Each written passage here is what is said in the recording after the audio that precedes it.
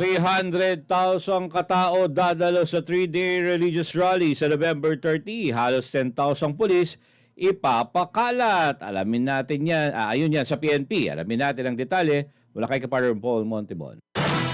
Handa ang Philippine National Police na magbigay ng seguridad para sa 3-day religious rally sa Rizal Park sa Nobyembre 16 hanggang 18 na inaasahang dadaluhan ng 300,000 katao.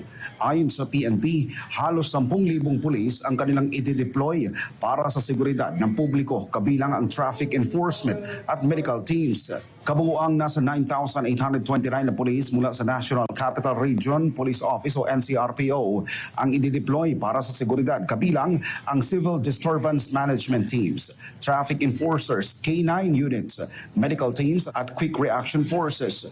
Patuloy ang isinasagawang mga koordinasyon ng PNP kasama ang pamahalang lungsod ng Maynila at mga event organizers upang matiyak na magiging maayos ang ikakasang kilos protesta.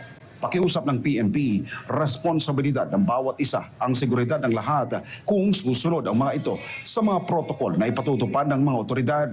Ayon naman kay Acting Chief PNP, Police Lieutenant General Jose Melencio Nartatis Jr., buo ang paghahanda ng PNP para manatiling maayos, ligtas at mapayapa ang aktibidad. Itataas rin sa alert status sa malalapit na PNP units sa lugar upang matiyak ang mabilis na pagresponde at sapat na puwersa sa lahat ng oras.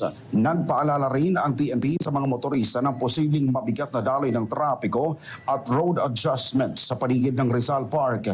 Pinapayuhan ng lahat na abangan ang traffic advisory para sa alternatibong ruta.